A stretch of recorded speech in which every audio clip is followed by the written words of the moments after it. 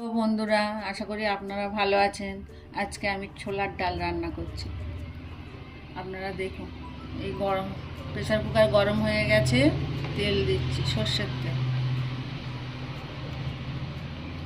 ব্যাস, তেল গরম হয়ে গেছে। এবার আমি ডালচিনি দিচ্ছি, লবঙ্গ, 3-4টে এলাচ থেঁতো করে রেখেছি, দিয়ে দিই।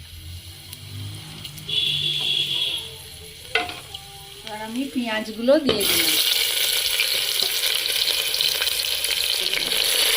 আমি পেঁয়াজগুলো লাল করলাম হয়ে গেছে। এবার একটু হাফ চামচ মতো আদা রসুন পেস্ট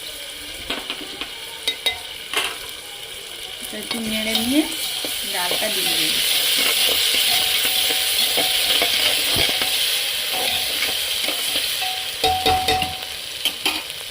এবার আমি ডালটা, ছোলার ডাল দিয়ে দিই।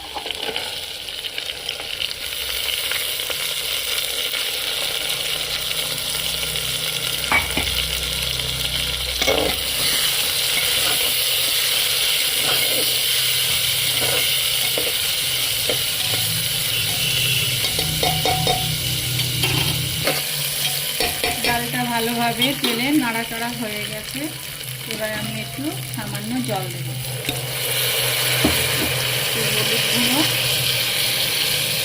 হলুদ গুঁড়ো দিলাম। এবার কটা চারা কাটালাম।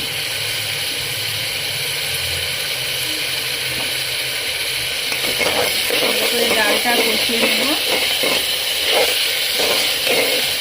জল দেব।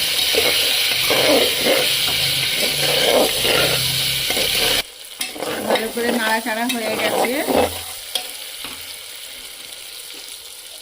লবণ দিয়ে দিচ্ছি।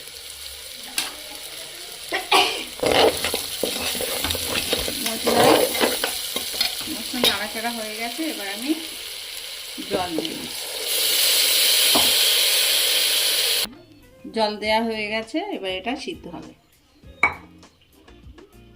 ডাল সিদ্ধ হয়ে গেছে। এবারে আমি একটু চিনি দেব, পরিমাণ মতো, অল্প করে।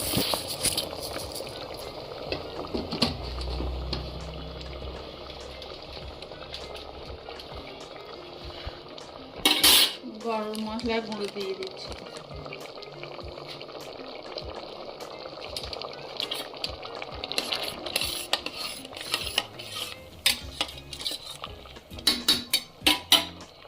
একটু গোলমরিচ দিয়ে দিচ্ছি।